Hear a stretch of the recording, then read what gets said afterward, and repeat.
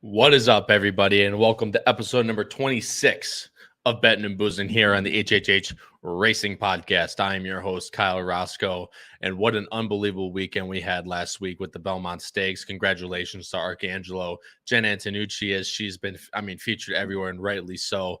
The first woman to win the Belmont Stakes as a trainer. It's an absolutely unbelievable feat, and we continue to knock down these doors. Just absolutely amazing story, and although I didn't have the horse on top, couldn't have lost to a better story. So congratulations again to Arcangelo. And frankly, this past week for Friday and Saturday, for those of you that followed my selections on Saturday and followed the picks on Friday, we were red hot. Patrick gave out the pick 4 on the show.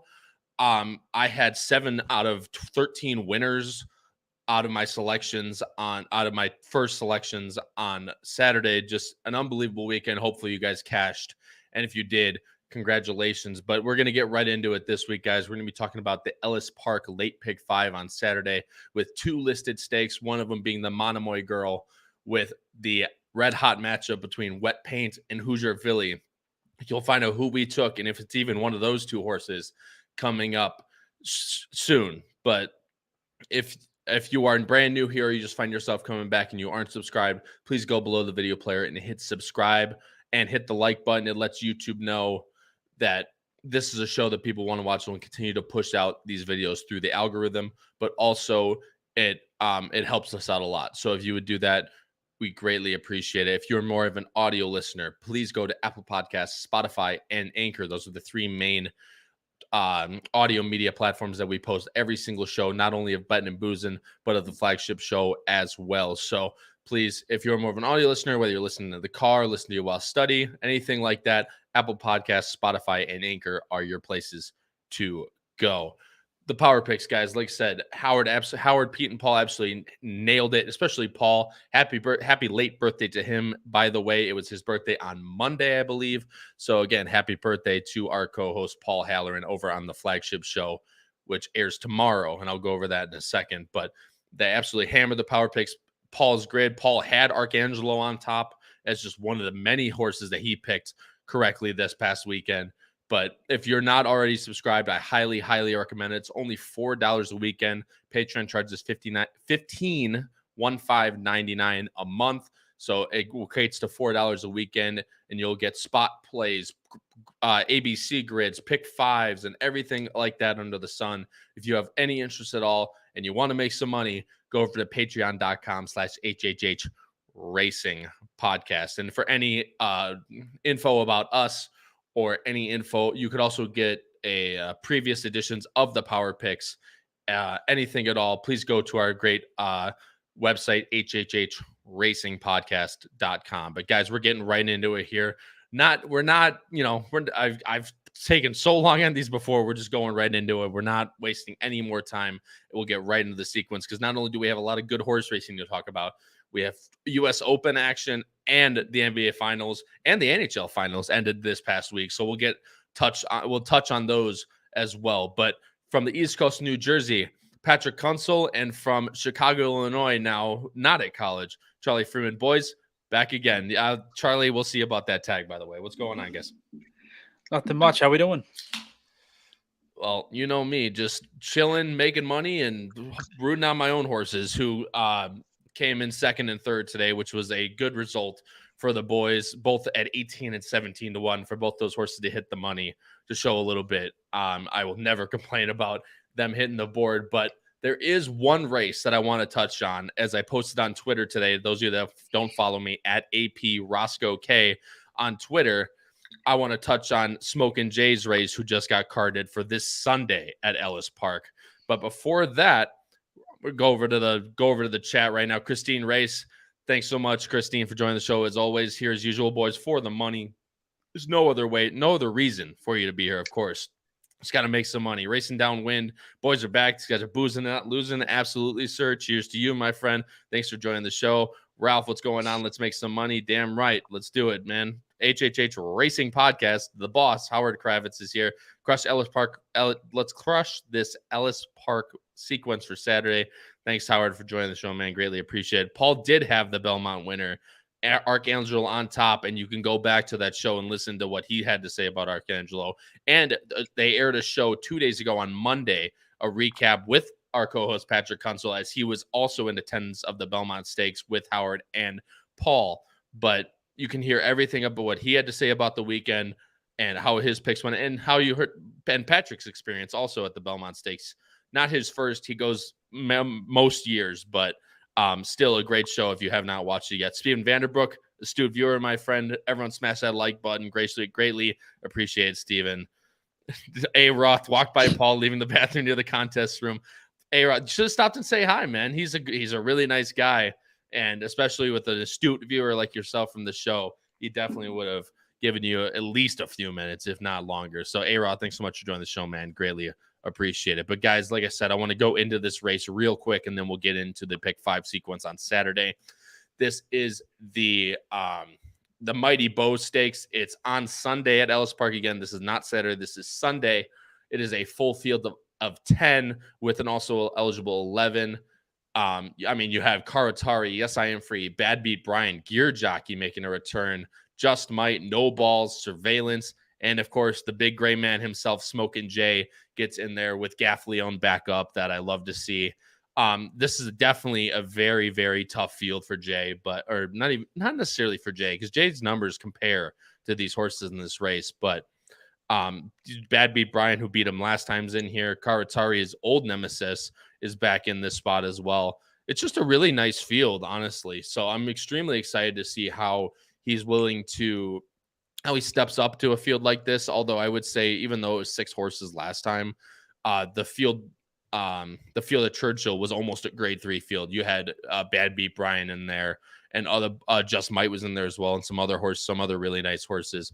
But the nice thing that when this race got carded was there's enough speed for Jay to close into. You got No Balls, Just Might. Yes I Am Free is a straight speed horse. Bad Beat Brian's not slow. Karatari's not slow. So there's a lot of horses that will end up injecting some pace into this race, which always creates a favorable situation for Jay as long as he classes up. And I definitely think he will. But just wanted to give a little shout out to the big man as he races out in Kentucky this weekend. So for all the guys in chat and all the guys on Twitter, let's go Jay for this Sunday. But if he wins this race, do we think Saratoga?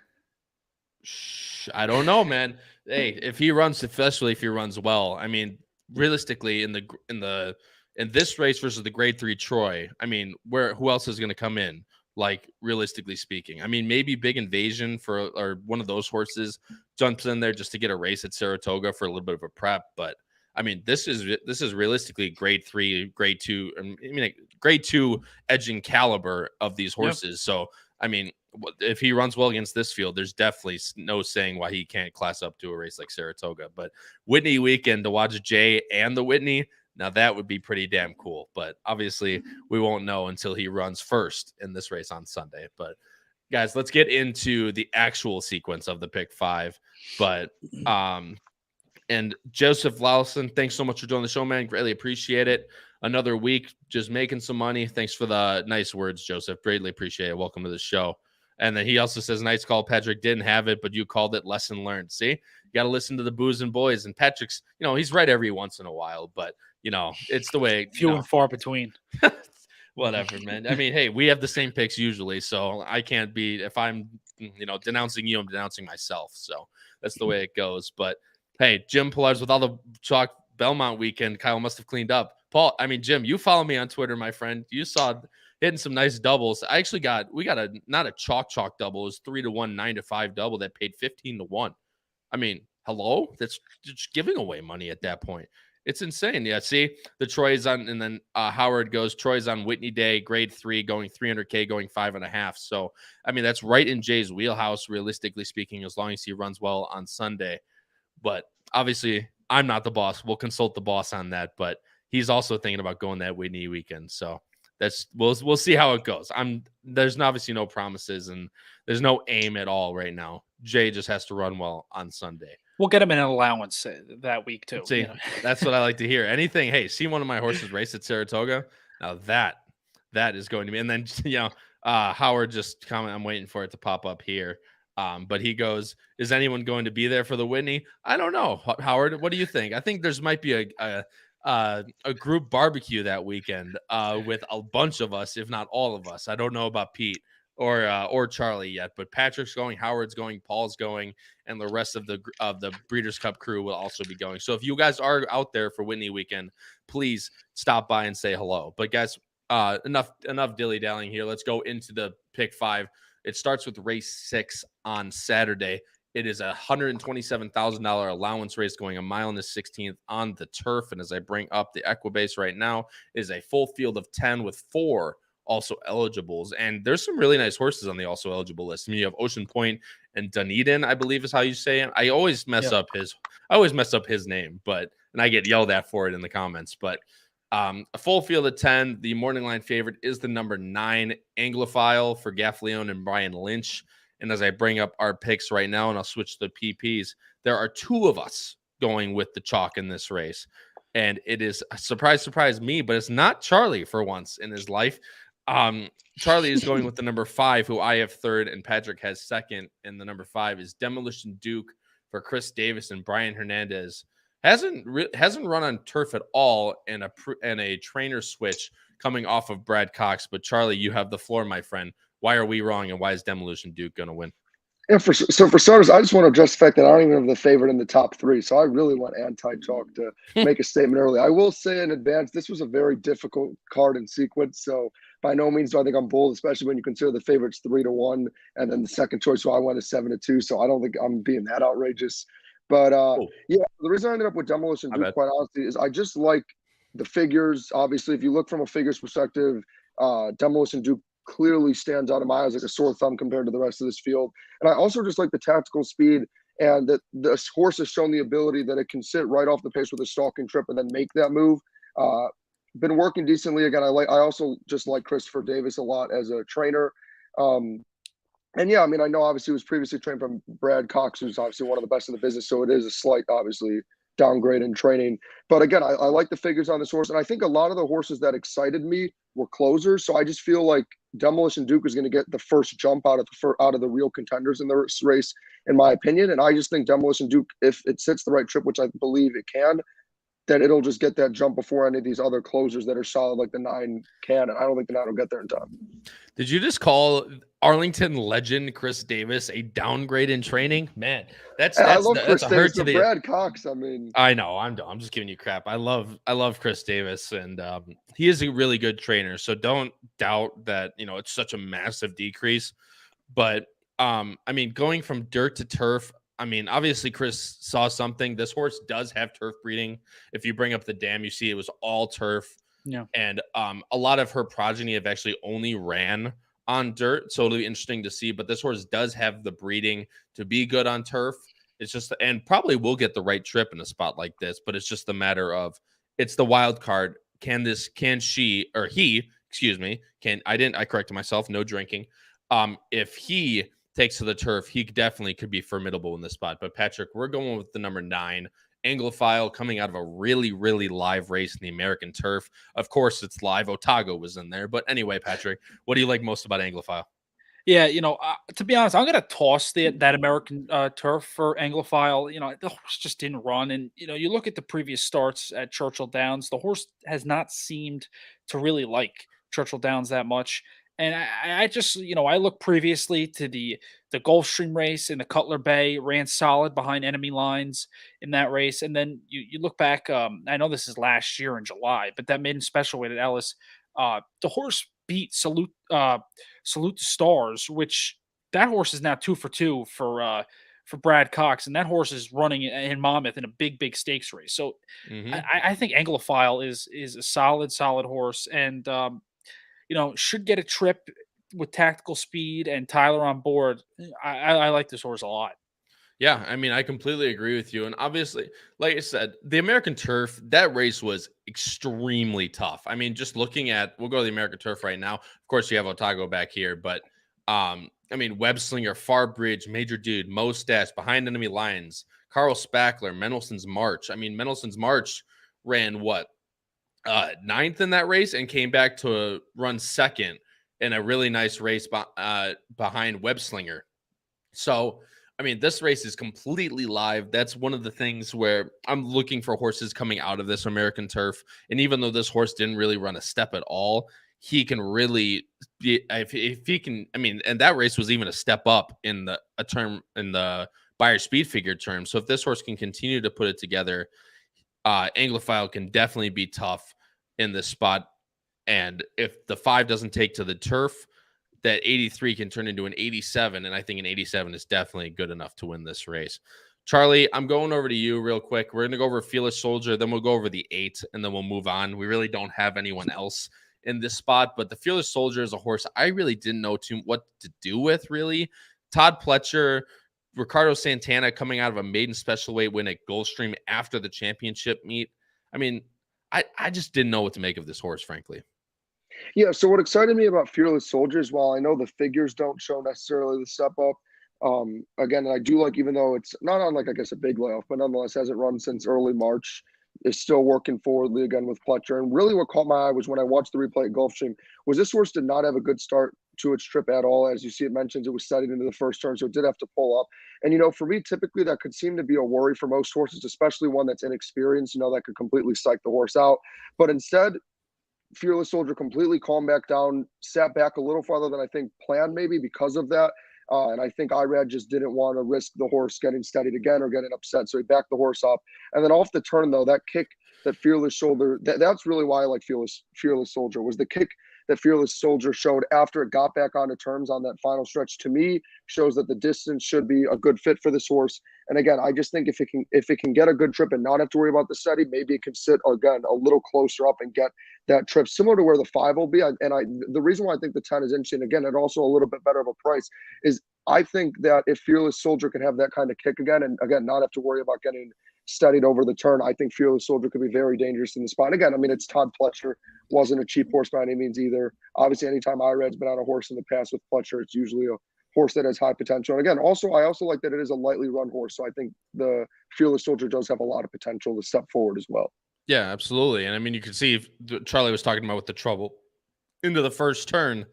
You can see the Fearless Soldier is the 3 right here in the Rapoli colors. You can see Irad has to really steady back there. I think it happened the second time too. Yeah, it was right there.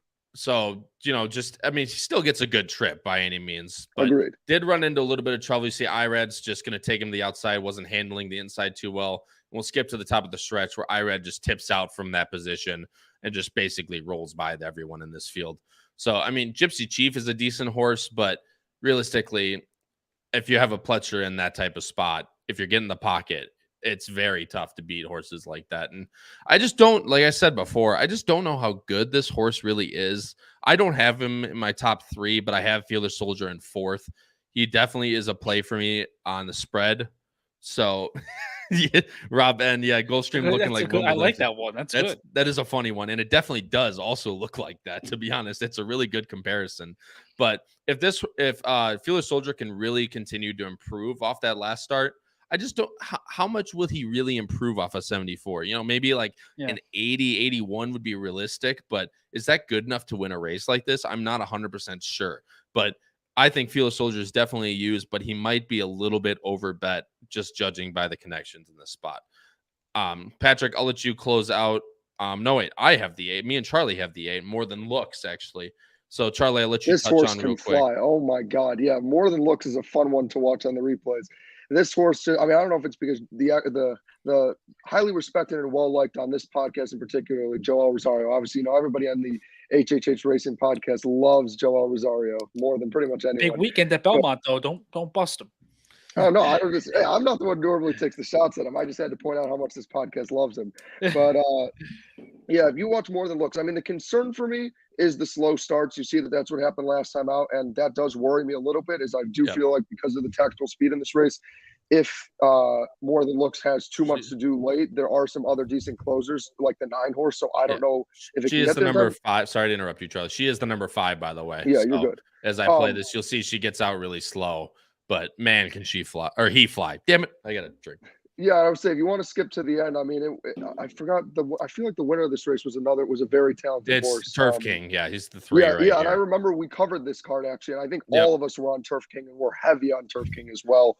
But I think I'm gonna switch Turf King was over. bet down heavy. Turf King got bet down to 6-5, and yeah, I remember in this race Turf King got a bad trip too and had to work its way to the outside. But if you really watch the replay and you try to ignore the fact that Turf King had to navigate through everything, you got a More better Than trip. Looks just absolutely flew. But yeah, you can see More Than Looks has to tip out. I mean, basically in the parking lot, all the way to the outside. Yeah, More Than Looks was visiting some of the fans in the stands to say what's up, and then actually was like, "Hold on, I got a race here to win it." And honestly, More Than Looks deserved to win this race. Turf King is just too talented of a horse. I mean, it was weaving through LA traffic and still was able to get the win. But yeah, More Than Looks has all the talent in the world, all the kick in the world. My only concern is a slow start, a bad break, and just like a lack of speed. But again, if More Than Looks is able to stay close enough that it doesn't have too much to do, I have no reason for me that More Than Looks can't win this race. I mean absolutely. I mean, this horse, I mean, you just watch that Keeneland replay and you can see how fast this horse can fly. It's just a matter of, will there be enough speed in a race like this? Even though he really didn't close into that hot of a pace last time out, I think More Than Looks is extremely live in this spot.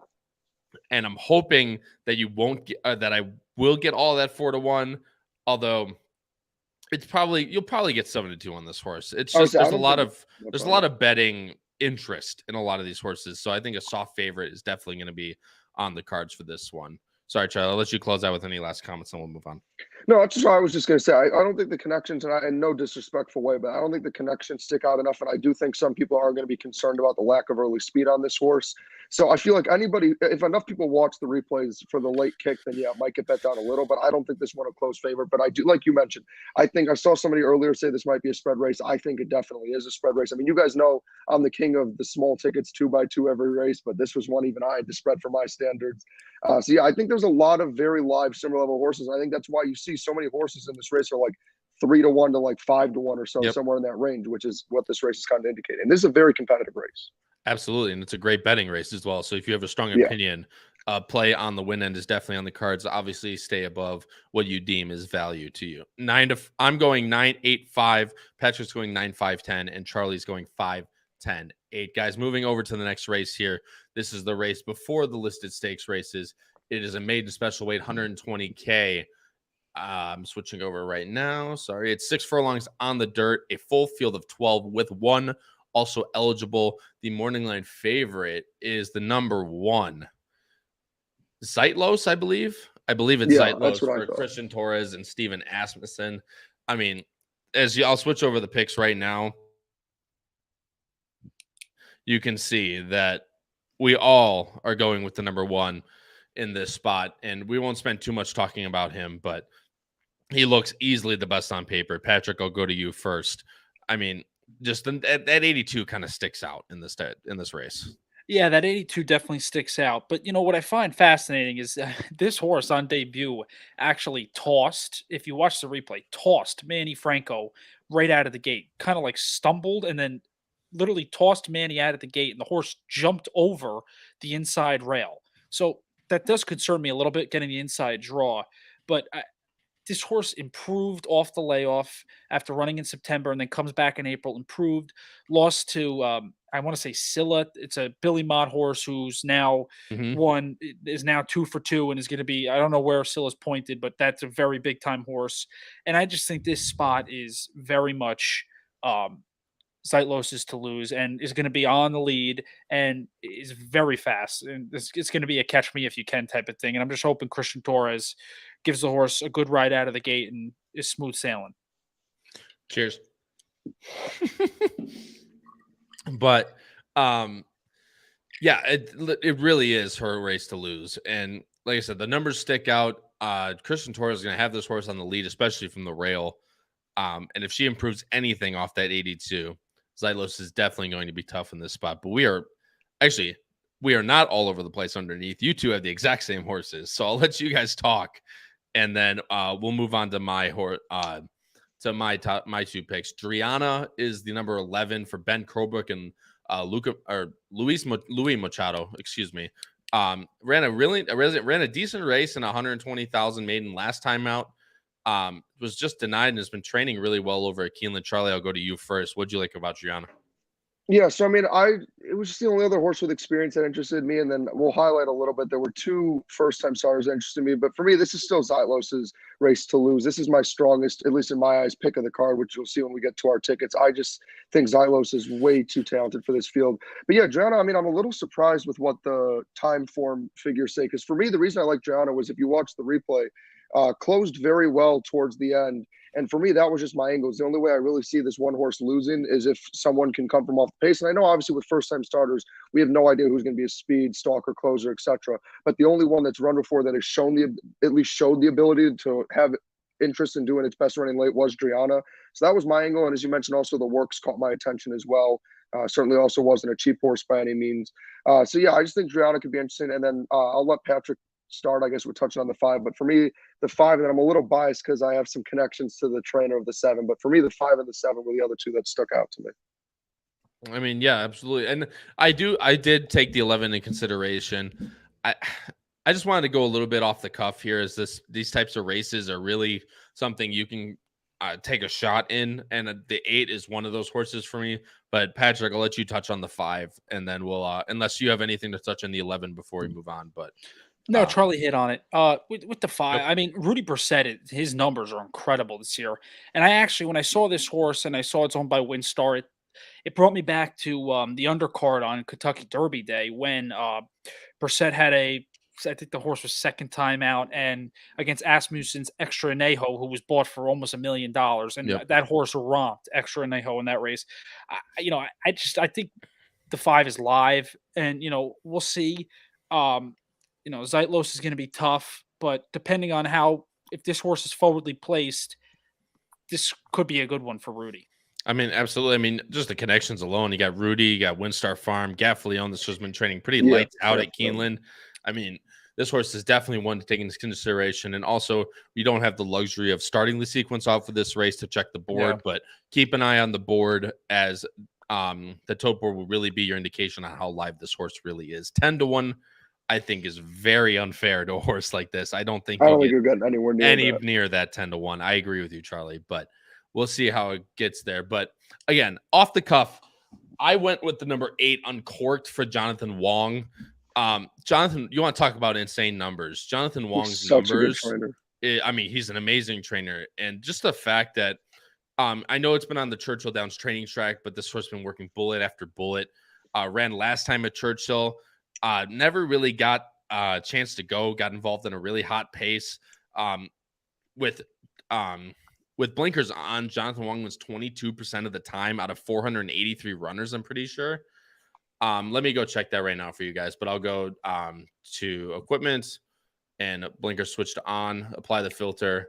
So 174 runners in the past 5 years. He wins at 22%, 60% in the money. I mean, and it's under his 23% win rate, but he wins a lot. He gets Raylu, blinkers on, a little bit of equipment switch. This horse gets to the outside where I think he could be a little more formidable. Dang it. She could be. I'm pulling a Paul now at this point. I continued to just call her, he's, but I think this horse could be really live, and I think you'll get at least 10-1 on this horse, where in a race like this of a maiden special weight, I think you can go a little bit of price shopping. And I ended with the number 6, Spelterini. This horse just really can't seem to get the job done, but runs her race every single time. I mean, Bernardini, Smart Strike Mare, James Graham, Bill Mott. I mean, this horse definitely will take a little bit of money, but is one for underneath, in my opinion. This horse just had 8 chances and 4 really good chances to get the job done, and just really never has.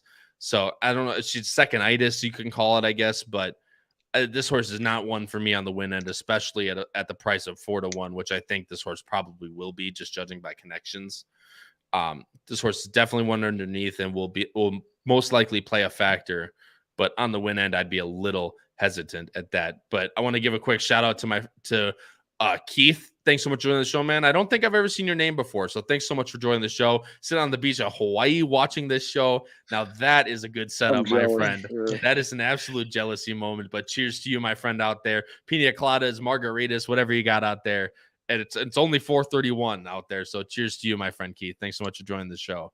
Greatly appreciate it. And Racing Downwind brings up a really good point to judge on these first-time starters. Look at the daily doubles from the 6th to the 7th. You can get a really good indication. If you bet on an ADW, you can check on the tote board to see what their probables is for the next race. So if the 5's taking a lot of money, you might want to use that horse in your pick 5. But thank you so much, Racing Downwind. Greatly appreciate it. Guys, I'm going 186. Patrick's going 1511, and Charlie's going 1115. Moving on to the next race is the Monomoy Girl Stakes. In my opinion, it is the featured race on the card. The return of two very, very live fillies, Wet Paint and Hoosier Philly. And I'm going to play this game with the chat. I'm going to play a chat game real quick. How many of us do you think went with Wet Paint on top? Is it one? At least one of us did. 1, 2, or 3 in this spot. How many people do you think picked Wet Paint on top? Judging by how much we liked her in the Kentucky Oaks, where she kind of ran a pretty much of a dud. But I want to see how many people in the chat think we did. She did run a dud, that's for sure. But I'm gonna let the chat fill in real quick. I want to see how many people think we did.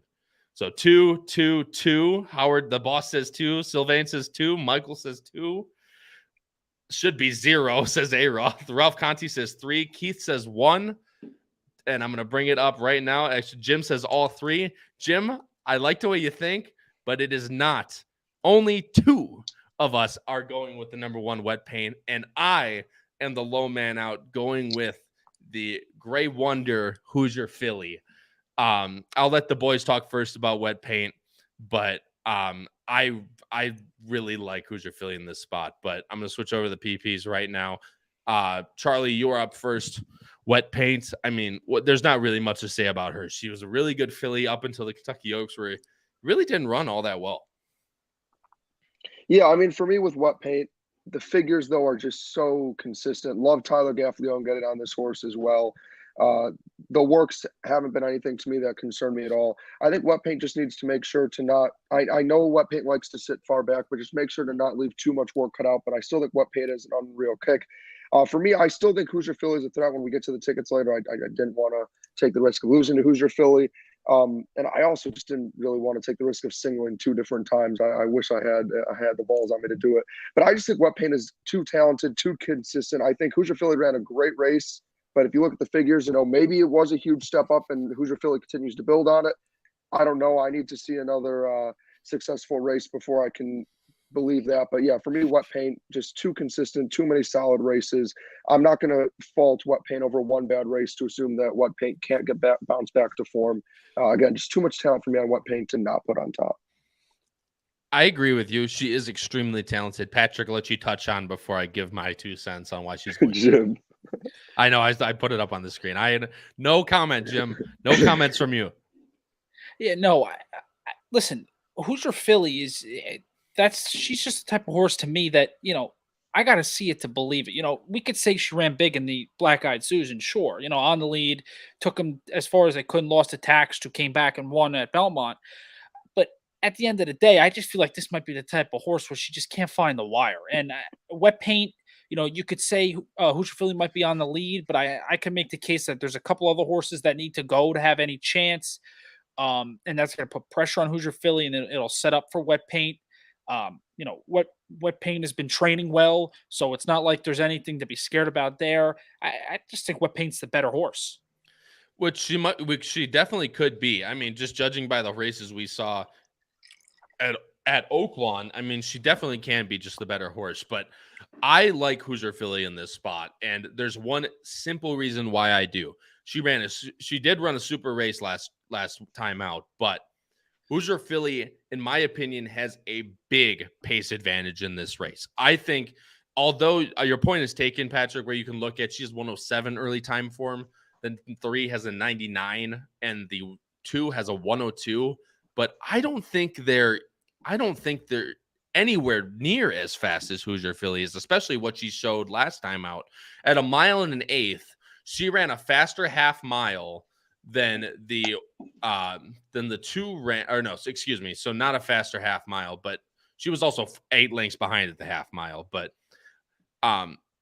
realistically, a second faster at a mile and a 16th than a mile and an eighth. And the 2 was 8 lengths behind that pace. I don't think she's nearly as fast as Hoosier Philly. Number 3 definitely could be as fast at a mile. Ran again. I got 2/5 second faster, but faded to last. Granted, that was on the synthetic, and I don't think this horse necessarily needs the lead. This Never Tell Patty ran a really nice race off the pace last time in a pretty cold pace, might add. 47 flat to 47-1. 47-1 to Hoosier Philly, and this horse was sitting a length and a half off the pace. I just think Hoosier Philly's the faster one of these fillies, and if she gets out to the front, cutting back in distance, might add. This is another reason why I like Hoosier Philly, is she is going an eighth of a mile shorter than her last time out. Where you could just go to the replay, and granted, ran a monster race behind Tax. This was the Black Eyed Susan. I mean, you can see you can see Edgar Morales is getting to the top of the stretch. He's Paco looking. Like, he's looking around like, who's going to come challenge me right now? Look at this, a Paco look. And then you can see Tax is just running up on the outside. Phaser ran a dud, and he did another one. Like, he thinks he has a ton of horse here, and going an eighth of a mile shorter than the last race. I think Hoosier Philly is going to get a very similar trip in this spot, and I will gladly take her over Wet Paint, who's going to be most likely at least 5, 6, 7 lengths back. And Wet Paint could just be the more talented horse, and I can easily admit that. But with what I believe is a pace advantage in this spot, I'm going to take Hoosier Philly every single day of the week. And if she loses, then she's just not good enough. That's just the way it comes down to. If she gets out of the gate, I think Hoosier Philly will win in this spot. And guys, I mean, we're realistically all the same underneath. Charlie, I'll let you talk a little bit about, or Patrick, I'll let you talk a little bit about Champagne Calling, and we'll move on for Leparoux and Ian Wilkes, who ran a pretty nice race last time out at Churchill. Yeah, no, the horse ran well last time out, and I like this horse underneath. It's going to be coming from, it has tactical speed, so I'm going to say coming from back, but I should not say that. This horse could be closer up than Wet Paint, and should sit a nice trip to hit the board. Yeah, I mean, look, she ran a really nice race. I think personally why I put her third, even though I think Wet Paint's definitely better than her. Champagne Calling is going to be a little bit closer than Wet Paint, and Sabra Tough is on the outside, who's also a really nice filly. I don't know if she's as good as Wet Paint, and to have two closures basically side by side, I would easily take Wet Paint over her. So that's why I don't have her in my top 3. But Champagne Calling, I think, sits in front of them, gets the first jump, and I don't think she can reach Hoosier Philly, and maybe Wet Paint nips her at like just past the 16th pole for second. But I think Champagne Calling is also really interesting in this spot, especially for underneath. I'm going 4-1-5 Hoosier Philly over Wet Paint. Patrick and Charlie are both going 1-4-5 Wet Paint over Hoosier Philly. But I want to give a quick shout out, as Howard also states that this sequence will also be featured on the Power Picks tip sheet. This is that $4 a week tip sheet that we give out every single Saturday morning. It is a great tip sheet, and I won't even have to explain it, because as Jim says he won't have time to handicap Saturday's cards, but thankfully he's a Power Pick subscriber. His picks are really good, and he would confidently play them blind. All in chat should be subscribers. Jim couldn't have said it better myself, my friend. That is why I brought up your comment. But guys, yeah, if you aren't subscribed to the Power Picks yet, I would highly, highly recommend it, as our ROI is almost 80 cents more than the national average. So please consider subscribing. Again, that's patreon.com/HHH Racing Podcast. Guys, moving on to race 9. It is the other listed stake on the card. As I switch over the Equibase right now, it is the Chorleywood Stakes, a field of 9 with some pretty recognizable faces as well. The morning line favorite is the number 6, Foreign Relations, who I was actually a little bit surprised on, although he has run the best races. And as I switch over the picks right now, we are all over the board in this spot. Patrick has the 8. I have the 7. Charlie has the 6, going with the chalk. So Mr. Chalk himself will get the first pickings at this one. Charlie, Kyle's love for therapist is gone. Yeah. Well, don't even get me started on that one. It's not completely gone because he is in my pick 5. But Charlie, you are up, my friend. Mine too. Hey, great minds think alike, man. I love it. But what did you like most about foreign relations, the chalk in this race? Yeah, I mean, for me, this race was just the disappointment stakes, man. The amount of times I've backed Bay Street Money and Therapist. I need a therapist and I'm out of money. So Bay Street Money and Therapist know me big time. I can't stand these two horses. I love them so much. I love Michael Maker. I think he's an unbelievable trainer. But, man, these horses just continue to destroy me. That's how I ended up going with the 6 and the 4 as my top 2. I have Therapist and Bay Street Money on my pick 5 because if they were to win and I don't have it, I would never forgive myself because I'm the one I've gassed up those horses in the past. Yeah, foreign relations has just continued to improve. I mean, this was a horse where if you look at the first 5 races, this horse has no business being in this race. But then all of a sudden, just completely flipped the switch these last 2 races, has looked very impressive. I also do like this is a horse that, I mean, I know the figures say it doesn't have early speed, but nonetheless is going to sit closer than the other threats that I see in this field. I think if foreign relations continues to run to this one, I do think this is a very tough field, Howard. I agree. But I do think foreign relations, if it continues to run at this level or continues to take steps forward, has no reason not to win. And again, quite frankly, I just needed someone new to put on top because I'm sick of Bay Street Money and Therapist just repeatedly letting me down and breaking my heart. I couldn't do it. So what you're saying is this is a spite pick, basically, because you're sick and tired of everybody. What I'm saying is there's no world where I'm allowing myself to put them on top. I'm fine with putting them somewhere, but there is no world where I'm letting myself proudly put my proud ego on either of these horses again. Not on top. I completely get it. And the difference is a lot of these horses, you also have to factor in the distance. For not only foreign relations, but Bay Street Money, the number 2, also Therapist. These horses have been racing at 1.5 miles. So you're getting a cutback and a little bit of cutback in distance for these horses. This is definitely something to take into account. Patrick, I'll let you touch on foreign relations as well. I completely agree with what Charlie said. If watching those replays, though, I mean, it just almost is like perfect trip after perfect trip for this horse, at least in my opinion. Yep, exactly. And that you took the words right out of my mouth. That's the thing that scares me. But the horse is winning, so you got to give the horse credit.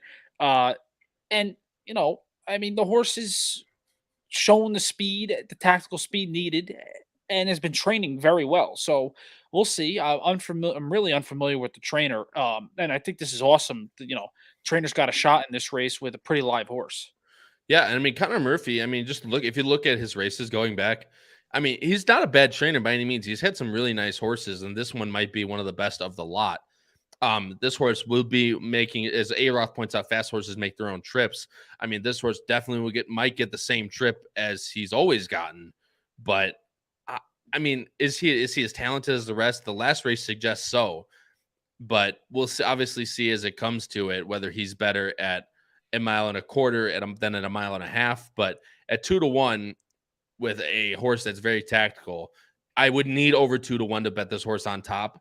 At least for me. I mean, just judging by races, I'm not sure. Grant, I see what you mean by connections, but I mean, it's making me doubt just to the fact that this horse has run the best races as of recent and shows a little bit of improvement. Patrick, you have the number 8 Media Blitz on top for Maker and Santana, one of 3 makers in this spot.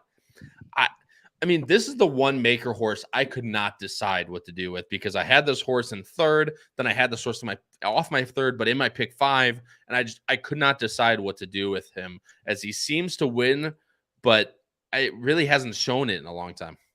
No, he has not shown it in a long time. But what I'll say is the horse goes off a huge layoff from March 5th until recent May, and runs halfway decent from the layoff.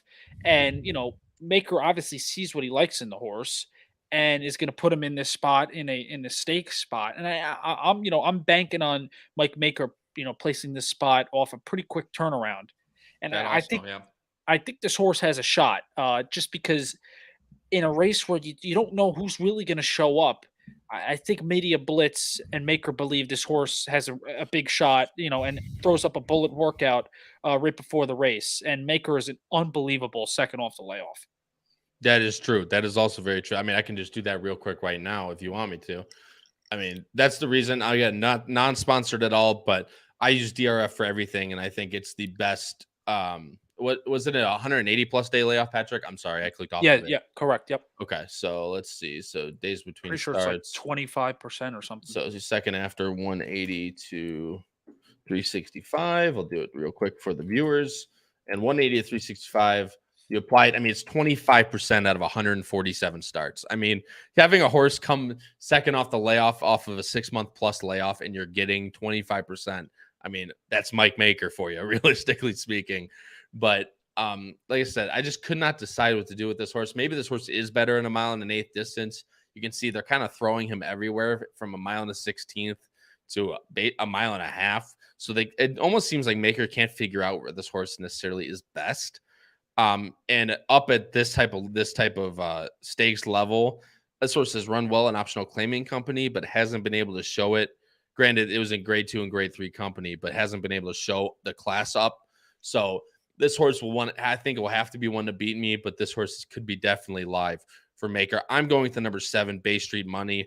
Another one for Maker for Gerardo Corrales this time.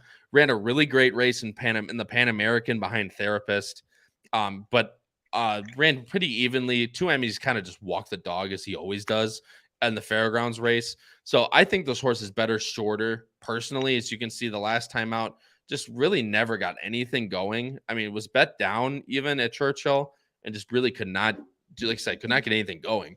I think this horse is better. I think Bay Street Money is better going shorter. 1.125 suits this horse really well. And as long as no one walks the dog, which I think there's a decent amount, there's a little bit amount of pace in this race.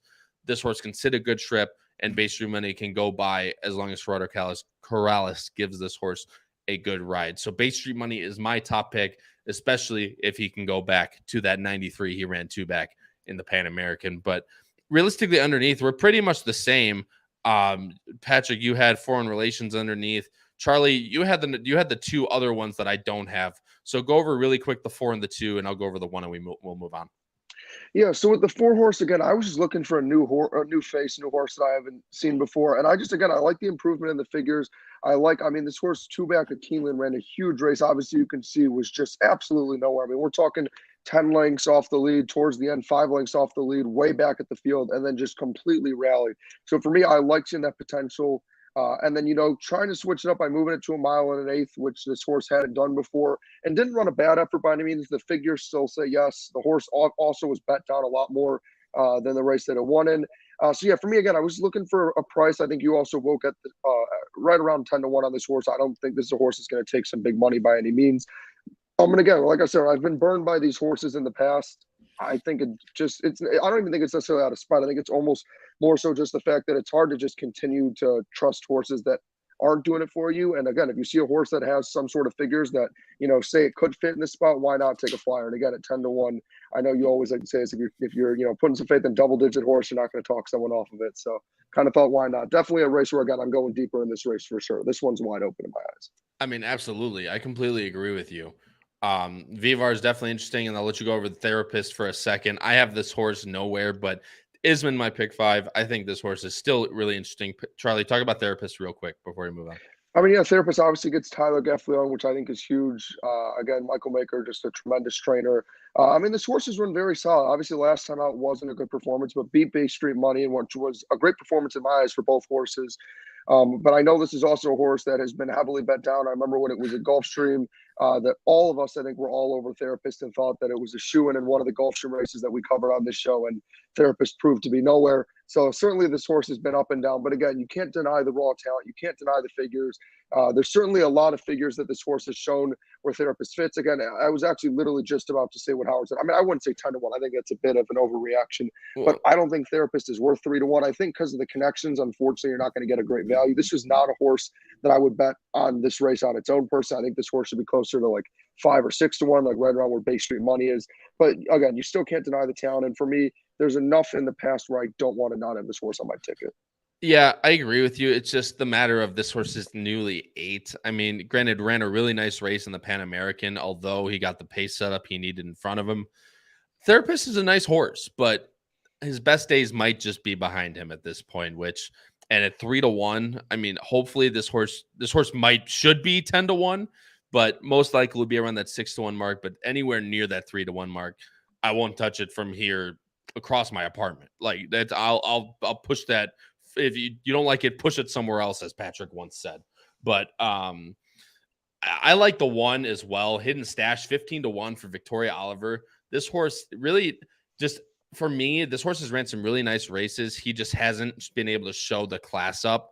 If Hidden Stash can go to the lead, I think he's going to be one to benefit from little to no pace in this race. Like I said, very little. Hidden Stash is one of the only little, quote unquote, in this field. So I think he can stick around enough to hit the board. Whether he's good enough to win the race is definitely questionable in my eyes. But just with the sheer pace that's going to be into this race, I think the one, especially with blinkers on as well, is definitely one for me that's going to be pretty interesting underneath, as Howard calls it, the old key underneath horse. So at 15-1, I'll gladly take it. But one question I want to touch on before we move on, King Sports Picks. Thanks so much for joining the show. Not sure if I've seen your name before, so cheers to you, my friend. Greatly appreciate it. I switched to a twisted tea, by the way. I didn't have any more beer. Does buyer figures account for wide trips? They do not. Buyer speed figures are based solely on time and in relation to previous what the track's been doing that day and stuff like that. That's kind of where it fits. But there are other stats that account for wide trips and loss of ground and stuff like that. I still think the best way to look at that is through watching replays through something like DRF Formulator or any other type of stuff that where you can avidly watch replays. I still think it's one of the best handicapping tools. But there are other programs that account for wide trips. I think Trip No Pros and stuff like that has those type. Again, not a sponsor, but I think they have that type of stat. But watching replays, just bare bones, I think is still one of the best handicapping tips that you can do for yourself. But guys, we're moving on to the last race here before we move on for a quick sports talk at the end of the show. It is a claiming 30,000, nothing like ending on a great race. It a barn burner here. Of course, freaking-lutely, as you know. Field of 9 for this spot as I switch over to the Equibase. The morning line favorite is a barn burning 7-2.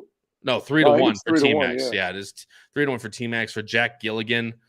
I mean, this horse could look the best on paper, but I don't know who I could. By the way, be honest with you, in this race, I beat the chalk allegations for good. That's all I want to say. There you go. Did you? Let's see. Okay, come on. You picked a 6-1 on top. Don't give me that crap. But no, I'm saying I don't have the top 2 choices even on my or top 3 choices on my ticket. I think that's beating the chalk allegations. All right. Well, whether you're going to be completely right or completely wrong. So hopefully you're completely wrong, judging by me and Patrick's picks. But Charlie, you're the odd man out, my friend. You're going first as I switch over the PPs right now. Condiment Girl is your pick. Why does your I was gonna say a condiment joke. I'm not going to anymore. Why do you like Condiment Girl on top? Yeah, so first off, in the great words of I don't know if anybody in the chat ever watches MMA, but Chael Sonnen, he's a very famous former fighter, once said, Anderson Silva, you absolutely suck. And that's what I have to say about these favorites. I watched the replays as you advised our viewers to do, and man, these favorites just do nothing for me. So I looked for one that did do something for me, just kept going down the list. And again, for those who don't know, when we first looked at this, we don't get to see the odds. So I didn't know I was hammering against the chalk, but I'm happy I did, especially in a race of this quality. But yeah, Condiment Girl, obviously getting Tyler Gaffleone is a plus. But I mean, yeah, this horse just ran tremendously last time out. I mean, I know you see the blue figures, which aren't anything crazy impressive by any means. But again, this horse got to the lead, was able to set the pace that Condiment Girl wanted to set, and then just ran away. I mean, this horse had plenty of kick. Again, I'm normally anti-speed horse, especially if the horse has to go farther. But the reason I'm not concerned was, again, this horse just had plenty of kick, still ended up setting a decent time in 1:10.4 relative to the competition. But yeah, this horse just ran away, had plenty of kick left to go. I don't think the distance will be any sort of problem. And again, I'm just looking for a horse that's trending in the right direction. I know 66 isn't some incredible figure, and yet somehow for this race it is. That's how you can tell that we're no longer in the stakes level competition, folks, if a 66 gets you excited. But yeah, Condiment Girl, in my eyes, for this type of competition is a very talented horse. And again, I just think if Condiment Girl can continue to run like last time out, really shouldn't have an issue winning this race. Oh, Kyle, you're muted. Yeah. Crap. My bad, guys. But I'm fiddling around with a bunch of buttons. I apologize, but this horse definitely has a little bit of what looks like a pace advantage up front, but this horse got a 24 and 3/5, 2/5, no, 24 and 1/5 second quarter last time out at claiming 10,000 level. I don't think you're getting anywhere near that in this spot. I mean, No. I do like the one thing I always like about these cheaper races is I love to have horses up in front because there's a lot of horses in these races that don't necessarily like to pass. But I think the one's definitely interesting. I had the horse on. I don't remember if I actually ended on this with her on my pick 5, but the 1 and 2, I was bouncing around which horse to add, which horse to not, and stuff like that. So the 1, I'll definitely give it to you, Charlie. It's definitely a little bit interesting, but we'll see how it shapes up pace wise. Patrick, you and I are going with the number 4 for Alexis Claire, that who is a very nice trainer in her own right, and another 66 buyer, but has run better numbers on the turf. Yeah, and that's the part that kind of interests me here is, the turf, what's going on there with that. So we'll see. But I just think the horse, has run in races, ran in a claiming race for 50,000 last time, and I just think the horse with the pace and the tactical speed that this horse shows should be right there. And I just feel like in a race that kind of is wide open, and I spread with my top 3, should be right there at the wire. And depending on where they like to place the horse, we're going to get a decent price on this horse. And I'm surprised, honestly, the horse is favored. Well, it's pretty close to the favorite at least, but yeah, I mean, I think Alexis Claire, I'll search up the numbers right now. Actually, I had it off claim. I had the wrong information, so I apologize. She's 4 for 12 off the claim, but let me see. Trainer changes first after trainer switch for Alexis Claire. She's 4 for 12 still, so she's 33% off the trainer switch. Granted, low sample size, but still, she does really well with horses coming to her barn. Coming off of Mike Maker, who ran around the turf, and then Eric Reed after that. Look, she's dropping down in the class as well. I think if this horse can just sit a nice trip, maybe off the 1, just kind of that little pressing trip, I think Lucy's Cakes Fly is definitely live in this spot, and that is a need for me on my ticket, especially since I think this horse is going to win on top, but I wouldn't bet this horse on top, like in verticals, if this horse is probably under 4 to 1, 9 to 2. I'd probably say 9 to 2. This horse is 9 to 2 or higher. That's where my money will go on the verticals. But this race is just so wide open. I have no faith really in a lot of these horses to win by themselves. But Charlie, you have the number 2 by yourself. I'll let you finish off considering you have nobody with us, and then Patrick and I will finish up. But Dance 80. Don's 80? Yeah, I'm happy you said the name. I have no clue. And I will say real quick, but go for it. Maybe it's something that ends up biting me. I didn't have the 7 anywhere, and I know you guys have touched on the 7, but I do think the 7's an interesting horse just because I like Jonathan Wong as the trainer. But yeah, so for this horse, just kind of the complete reverse aspect of why it intrigued me from the 1 horse. This was a horse where, as you mentioned, what I was looking for is this is one of those races, like you said, you got to look for horses that are willing to pass. Unfortunately, when you get to a lot of these weaker horses, a lot of them kind of just get content with sitting where they are. And it's not that they're content because they're like, oh, I like where I am. It's because they're just like, I can't do any better. I'm not a great horse. But the 2 horse has shown the ability to pass. I mean, you see in its debut was 6th, ended up closing up for 1st. Last race out was 7th, was pretty far off the pace, and then was able to close again in the replay. For those who choose to watch it on their own time, closed very tremendously, was just way off the pace and came out of nowhere in a very strong leg kick. So that was kind of my reverse angle with the 2 is if I'm going with the 1 because I think the 1 can get out on the lead, and I think the 1 will, my angle was to look for a horse that I think can close up in case the 1 isn't able to finish the job. And that's where the 2 caught my eyes. And then I will also say with the 8 horse, I took the same angle as well. As the 8 horse is another one that closed very solidly, was just way too far out early on, but did a lot of solid work late in what was a fairly hot pace. So that was my angle. Was again, I like the 1 horse the most. I think the 1 horse, again, in these weaker races where horses tend to struggle to pass, I like going with speed.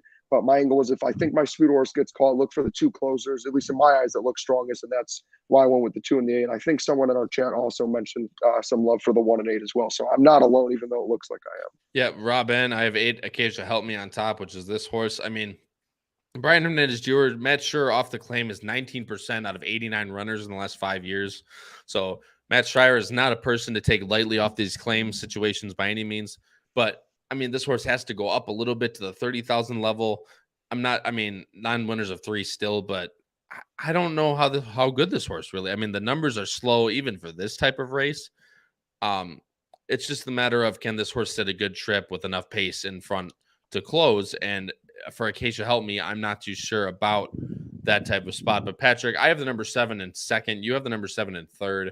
It's Bell Aria for Wong again off the claim. 29. By the way, you wanted some insane numbers on Wong. Out of 483 starters off the claim in the last 5 years, Wong wins at almost 30% of That's those why I'm runners. worried about leaving this horse off. I'm not going to lie. I mean, granted, this horse has back numbers on the synthetic. I mean, kind of. He has one good race. I correct myself. She has one good race on the synthetic, but way puts back her right on the back turf. in for the 30. September 22 beat Condiment Girl. That was a solid outing. Right, but either way, I mean, this horse is going to have to improve. But in Wong, I trust in a way, Patrick. Yeah, I agree with you. She's going to have to improve off of that claiming race last out of Keeneland. Didn't really run much at all, chase that pace, but is in Wong's hand in a field that is lackluster at best. If this horse can improve, which shown by the workouts she has, and should run here pretty well, Reylu Gutierrez should get a good trip with her. And I think, at 9-2, this horse got a decent chance and will be on my ticket. This horse needs to be on my ticket as well. Again, just for the sole fact of Jonathan Wong's numbers. This horse has back numbers. Maybe she is not the best runner on the dirt, but I will need to see it with Wong training this race, and he picks up Reylu as well. So, I mean, this horse is definitely going to be on my ticket. And Patrick, I'll let you touch on. Actually, no, I need to touch on the 6 real quick. T-Max is the favorite in this spot. I mean, the favorite it was really interesting to me. I mean, I know this horse won an optional claiming 100,000 back in 22 at Churchill by 5, might I add. But really has not been the same. I mean, the favoritism is exactly where the favoritism comes from the races that this horse has been. I mean, this horse is coming all from stakes races, granted, not running a lick since 22, but I mean, this is a big drop down in class, even from Prairie Meadows in a race like this, where this horse was favored and just never did anything. Granted, I think this horse is better running in the front, so this one will be another one to go to the lead, which only helps, in my opinion, a horse like the 7 or the 8. But T-Max is just coming from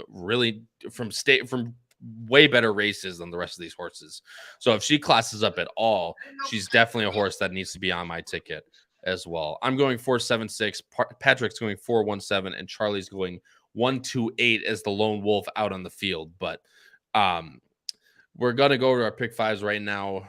Patrick, you're up first, my friend. And this sequence is not easy by any means, at least to whittle down a ticket.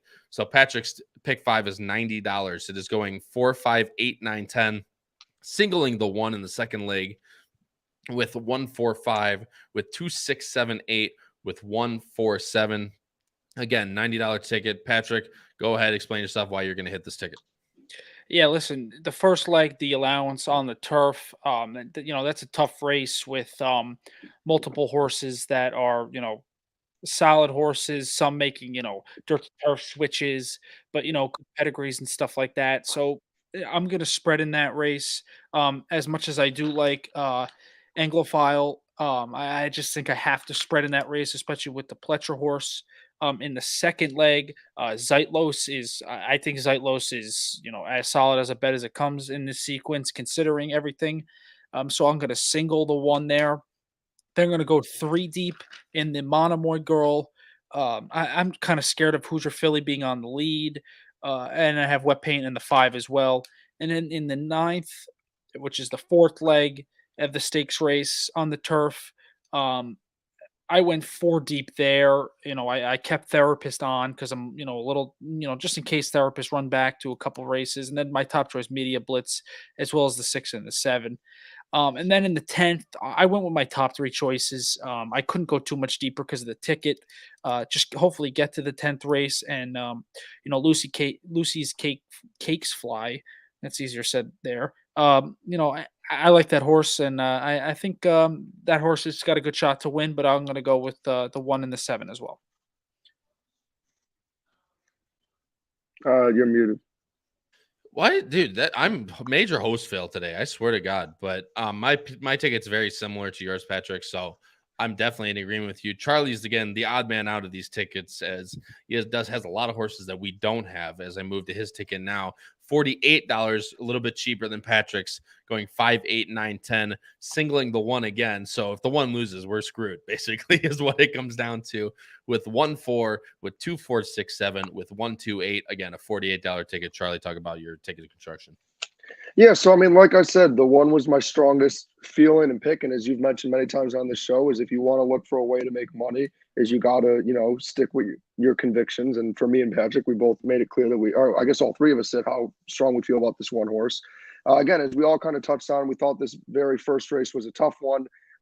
Quite frankly, I just don't really want to go out that early. So I ended up going with, I didn't have the favorite on my top 3, but I still think the 9 horse is ultra talented. And you and Patrick touched on why. Then for me, it's really just between Wet Paint or Hoosier Philly. I think the best of the speed is Hoosier Philly. It might not end up being the fastest of the fast, but I think the more important thing, as you touched on, is Hoosier Philly has shown the ability to hold up. The other speed horses haven't, but I still think Wet Paint can close, but I don't want to take the risk of getting beat. Then for 2, 4, 6, 7 in the next race, again, I like the 4 is a new face, but the 6, 4 in relations has been running incredibly. And again, I can't take the risk of losing to Therapist or Bay Street Money. I'd never forgive myself, since I had been a huge advocate for those horses in the past. And then again, in the last race, I know that's the one I'm different in, but if there's any race where you can be bold and different, it's a race where the horses are lower quality. As you know from plenty of experience of us going to races at Arlington all the time, there'd be these horses that you wouldn't expect that win. Because the reality is, it is less predictable when you have these wide open, lower quality horse fields. But that's what makes those races also more fun. Still love the 1 getting to the front. And again, my angle personally, obviously, those in the chat can go with whatever angle they want. I do respect the horses you guys went for. Like I said, the 1 horse still scares me, but ultimately went with the strong speed and the 2 closers. And again, for my sake, pretty high, but still relatively compared to my counterparts, is still relatively reasonable budgeted ticket for those of you trying to be a little more budgeted.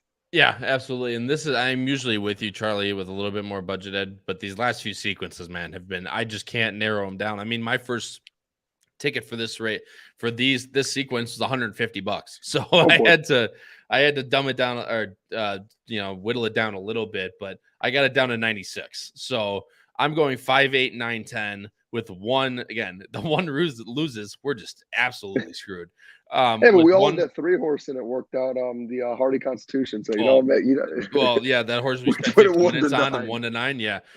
With 1, 4, 5, with 1, 2, 6, 7, with 2, 4, 6, 7. So again, first leg 5, 8, 9, 10. I included all the logicals, realistically speaking. I included the number 5, Demolition Duke, Charlie's top pick. I had the number 8, More Than Looks, Anglophile, and then the Todd Pletcher on the outside, Fearless Soldier. Feel like if anyone else wins that, I mean, I'm more than willing to take the loss, because I think those are the 4 most logical. Zeitlos singled again. Don't need to go in any more on him. I have Wet Paint and Hoosier Philly, but I also have Champagne Calling. If this horse just gets the jump on Wet Paint and Hoosier Philly is just not that good, I don't want to get knocked out if this horse loses. So I also have her on my ticket. 1, 2, 6, 7 in the Chorleywood, excuse me. But realistically, I have Therapist on there. I can't leave him off the ticket. Guessing, yeah, exactly. I can't leave him off the ticket. I'm willing to spend a little bit extra money. But other than that, it's just my top 2, top 3. It's Bay Street Money, Foreign Relations, and then Hidden Stash, the 15-1 horse that I really liked. And then in the last race, I do not have the 1, but I have Don Stady in there for Tom Amos, a little bit slow, but definitely could improve in this spot. Lucy Cakes Fly, T-Max, the favorite, and the number 7, Bell Aria. $96 again. I think this ticket can really have a good chance of hitting. And if we can get a few of those prices home, can definitely pay. So guys, thanks so much. And I'll put Michael Austin's up. One of our most astute and supportive viewers is put his pick 5 in the ticket in the chat. So I'll go over that. It's 5, 8, 9 with 1, the double single going Zeitlos into Wet Paint, and then spread 2, 6, 7, 8, 1, 2, 4, 6, 7, 8 for Michael Austin in the chat. Michael, thanks so much for going in. Very cheap. If Wet Paint, if Wet Paint loses, if that's your top opinion, hey, you know what I say, Michael, all the time is if that's your top opinion, hit it hard. And if your top opinion just doesn't win, then you just chalk it up as a loss for that day. But I love the ticket, Michael. I love the stands. But there is a few. Thanks so much, Keith, for joining the show, man. Go enjoy your time in Hawaii. Go enjoy your beach. Thanks so much for tuning in the show. It means a lot, honestly. But good luck to all with their bets on horse racing at Ellis Park this Saturday. And tune in tomorrow. Excuse me. Before we move on to the sports real quick, I'll give Charlie his time to talk about his NBA stuff. And then Patrick and I are going to go over a little bit of US Open betting for this weekend. But tune in tomorrow for tomorrow, Thursday at 8 p.m. Eastern. Howard, Paul, and Pete are going over the late pick 5 at Monmouth with 3 grade 3s on Saturday. So again, if you have any interest at all, please go and watch their show tomorrow night. Is going to be an absolutely great one. And again, subscribe to those power picks. But guys, thanks so much to everybody else for joining the show. Greatly appreciate it. Charlie, we're going to go over the U.S. Open first, and then we'll talk about the NBA Finals afterwards. But for those of you that don't know or don't follow golf, this week is the 3rd golf major of the year. It is the U.S. Open at LA Country Club. And I've seen videos. I don't know if you have, Patrick, at all, but man, that course is ridiculous. Just your rough video that you get every year from the U.S. Open that the ball drops in and literally disappears. There's a video today of the greens where they putted from one side of the green to the other and it rolled all the way back down past them and it would put past the hole. I mean, it's just insane. The favorite is Scotty Scheffler, as it should be. Realistically, he's played lights out all year at plus 600. Then you have John Rahm at plus 900. Koepka, Mr. Major at plus 1100. McIlroy, I could end up eating my words, but in my opinion, a ridiculous 1200 on Rory. Cantley plus 1600, Xander Schauffele's plus 1800, Hovland plus 1800, Spieth at 2200, and then Cam Smith rounds out the top at plus 3000. Patrick, I'll let you kind of go over what you're thinking, and then I'll give my 2 cents, and we'll move on to the NBA Finals. Yeah, so LACC is the type of course where you hit it in the fairway. You can hit it deep. Fairways are wide open there. That's not a problem. It's a par 70. You hit it in the fairway, hit it decently straight, hit it long. You got a shot. The greens are going to be tough, but that's what the U.S. Open always is. The greens are always going to be tough there, and the rough's going to be a problem. And the 2 guys I'm singling in on in this tournament are actually 2 live guys. I think Rob brought it up, and he actually said it. I'm a big Bryson DeChambeau fan this week. I look back at his win at Winged Foot a couple years back in the U.S. Open. I just think he's rounding into form. He had a tied for 4th at the PGA Championship. I've heard a couple, little whispers about him preparing very well at LACC. And at plus 4,000, I think he's got a gigantic chance. And even if you don't think he's going to win, plus 360 to be in the top 10. Big fan of Bryson this week.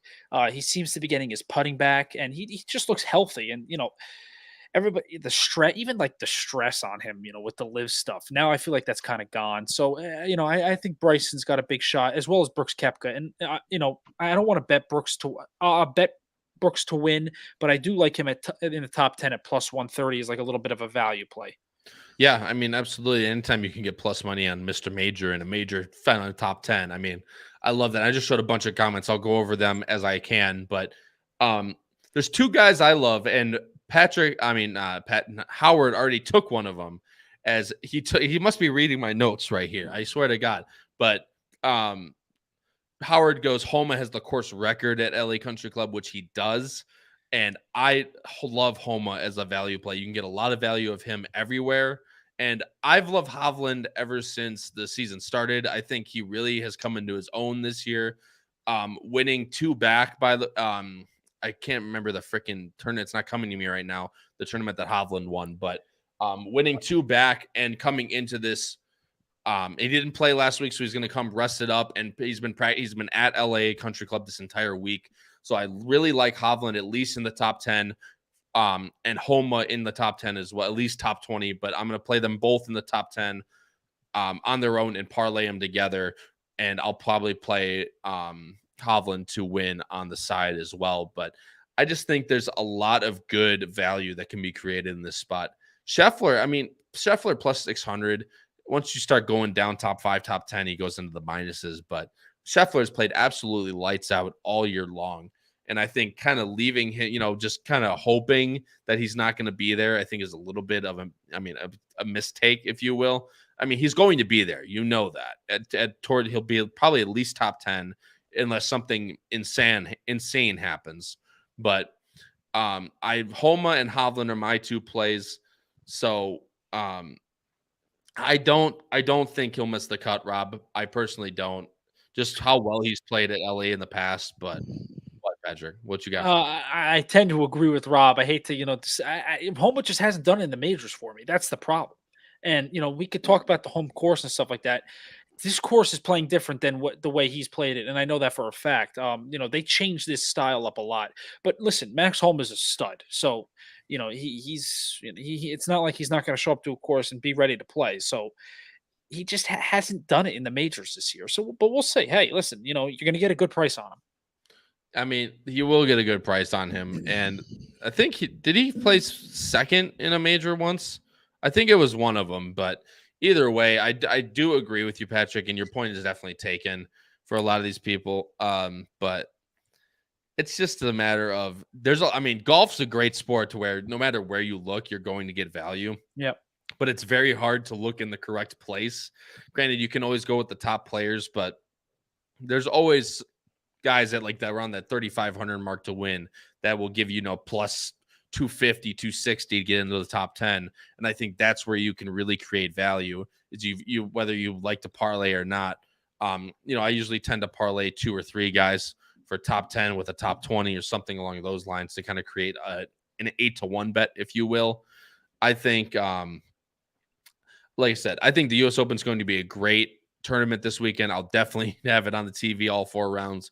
And I may be a little biased, but I love my golfers. I have Homa, Hovland, and Keegan Bradley in my family golf pool that we do every year. We get an X amount of dollars prize earnings from last year to pick golfers out of.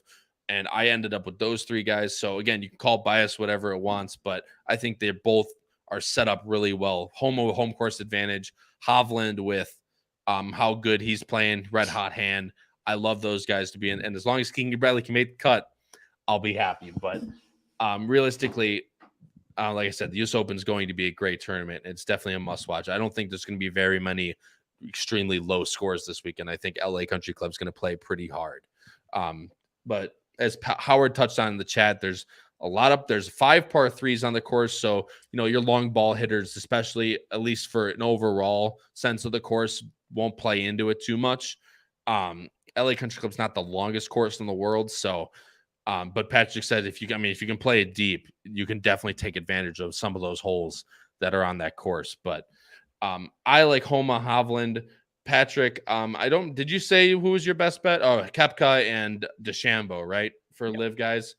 Like I said, you can't go wrong with Mr. Major. I'm fully in support of that pick at least. But realistically, Rob, both those guys have played like garbage. So I don't know why he's lower than DJ, to be honest with you, just based on experience alone.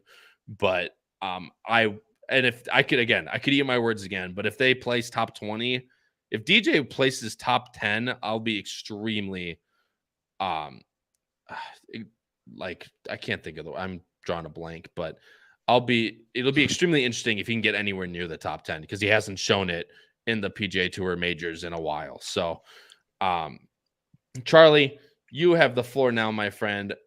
Denver won 5 games. We all predicted it. It was kind of even though we said Denver wouldn't lose at home, they lost 1 game at home and then slapped Miami in the face and they went back to Denver. And now Aaron Gordon's partying in the streets with the rest of the fans, man of the people. But Charlie, the floor is yours, my friend. I'll give you whatever stuff you want to yell about, but it's all you, my friend. Yeah, so I mean, I will say shout out to me and Kyle for correctly predicting Denver to win in 5. Didn't surprise me one bit. I mean, credit to the Heat for taking the game in Denver. I didn't think it'd go down that way, but it's just too much size, too much talent. The Heat had no business being there. The East, everybody's been knowing the East is weak. The East has always been the joke conference. We've been knowing that the West is where the actual teams play. But that's besides the fact. I stand by what I put as my little sub bar. It's off-season time. I don't know. Again, I know we don't know what happens with Chris Paul, but I think he gets waived and re-signed. I think the Suns are going to be I know they won't open as the favorites, but I think the Suns are coming back in blood and they're winning the title next year. They were completely banged up and they were the only team to give Denver any sort of fear. But again, sticking with Denver themselves, all the credit in the world. I mean, Jokic really made it fun. I can't stand Denver. I hate most of their team, but I love Nikola Jokic. He's just such a fun, cool guy. I mean, I don't know for those of you who follow basketball or don't, but after they won the game, he just said the job's finished and he's happy he can go home. He barely drank the champagne. He didn't even want to party. And then when he was doing his presser after the game, they said how he was feeling about the parade. And then he looked over to the PR guy and said, wait, we have a parade on Thursday. And he put his hand in his heads and said he wants to just go home to his horses. So I got to respect and love that. He is a big horse guy for those of you who don't know. So if you're not into basketball and you're into horse racing, I know it don't make you seem like a bandwagon, but if you need an excuse to root for someone, Nikola Jokic loves his horses. My favorite quote from him is when he was 12, all he wanted to do was quit basketball and race horses. That's all he wanted to do. There's a quote. Yeah, I would say as a jockey, it'd be a problem. He'd probably destroy every horse in mankind. He was he has a bunch of videos online. He's actually a harness racer, so that makes a little more sense. He's a driver. So it's kind of cool. If you haven't found that. If you haven't heard that before, go search up Nikola Jokic horse racing. We should show that next show. We'll show a little clip of it. But so yeah, shout out to him. For the hockey fans out there, shout out to the Vegas Knights for winning last night. I mean, if you're a Florida fan, it's rough. Obviously 2 miracle runs to get to the Stanley Cup and NBA Finals. Yep. You also watch your teams lose in 5. I think the Panthers one was honestly harder just because they got embarrassed. I mean, it was over slapped, off rip. Yeah, they got destroyed. I know Kachuk got hurt, but still, you can't go out that sad. The Heat, again, I just think, I don't like all the Jimmy Butler hate. I saw it on bias because he's still a bull for life in my eyes. But, I mean, he was playing terrible, and then all of a sudden became Jimmy Butler again and tried to save him, but it was just too little too late.